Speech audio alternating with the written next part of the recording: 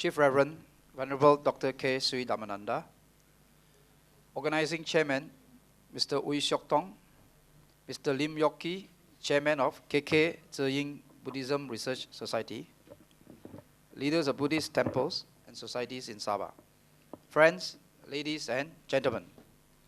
On behalf of the organizing committee, I would like to extend a very warm welcome and good evening to all of you, especially to our distinguished speaker for this evening, the Venerable Dr. K. Sri Dhammananda, who is also affectionately known as Chief Reverend among the Buddhist fraternity.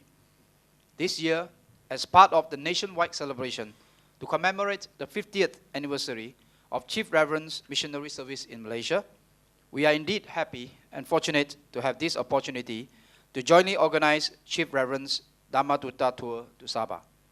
The Chief Reverend's tour of Sabah is for 5 days, from 12th to 16th August. Chief Reverend will be visiting Lahatatu tomorrow. The theme of Chief Reverend's tour is Inner Peace and Well-being.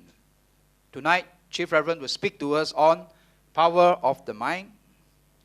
Ladies and gentlemen, Chief Reverend is no stranger to Sabah. Chief Reverend has been to Sabah on several occasions over the last 2 decades. Permit me, Venerable Sir, to give a brief introduction of your good self. For those of you who were with us here on Monday night, please bear with me.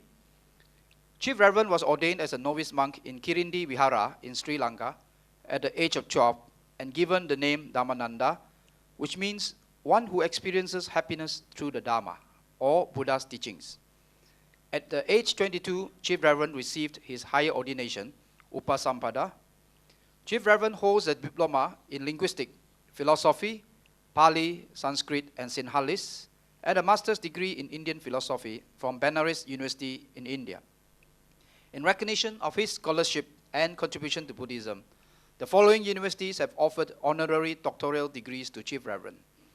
That I have been working here in this country to promote Buddhism for 50 years.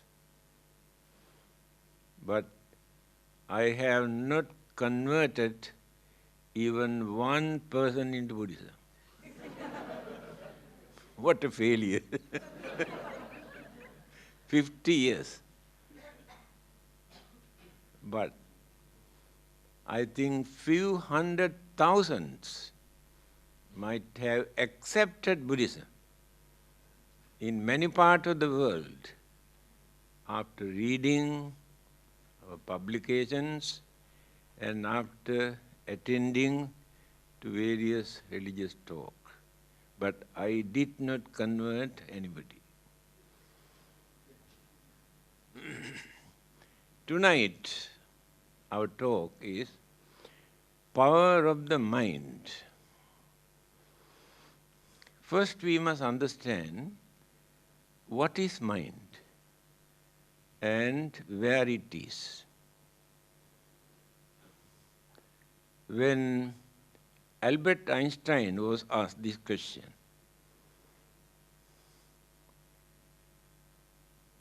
what is mind?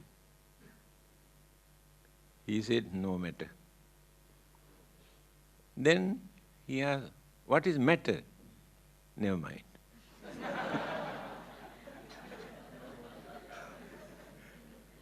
Correct answer. Because in the matter there is no mind. In the mind there is no matter. There we answer.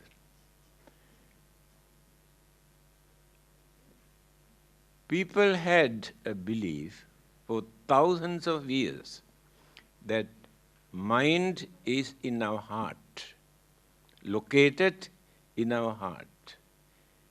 That is why still we use some word like kind-hearted, cruel-hearted, thinking that is in the heart.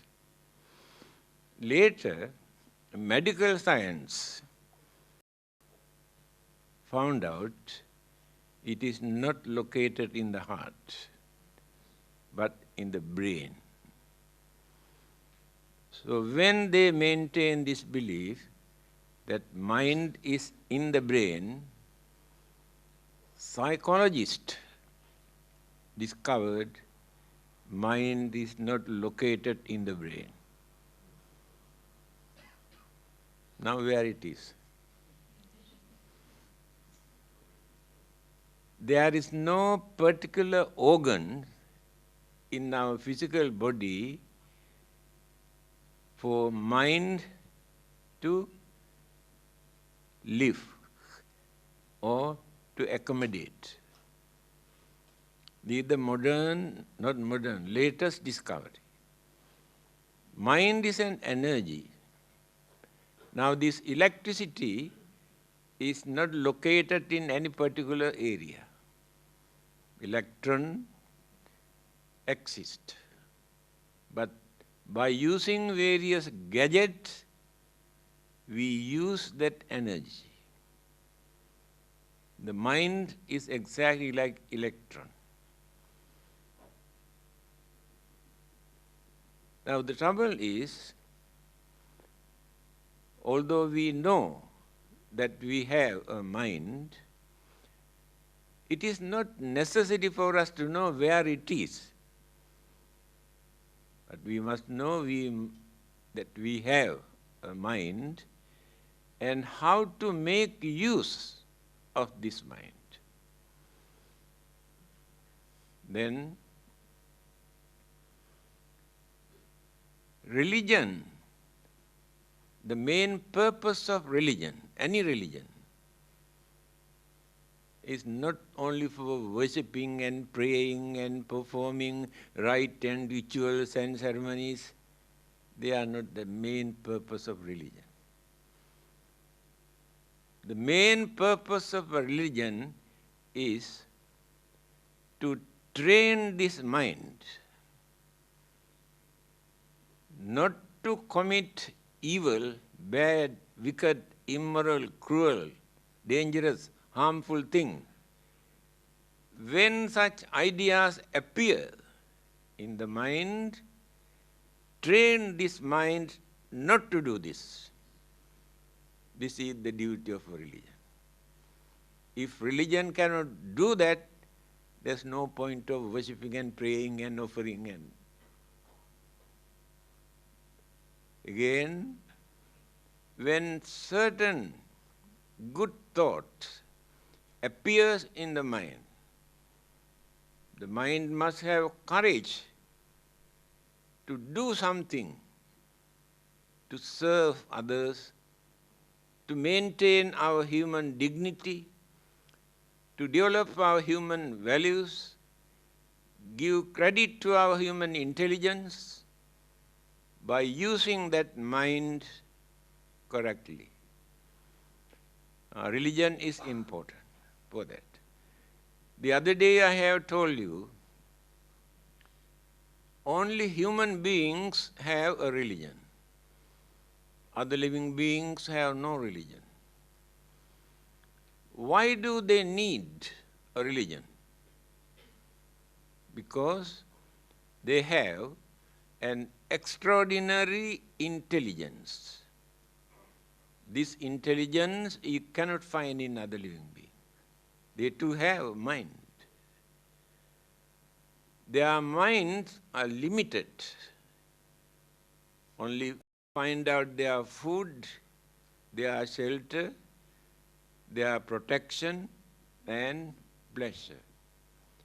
It is difficult for them to use this mind further than that.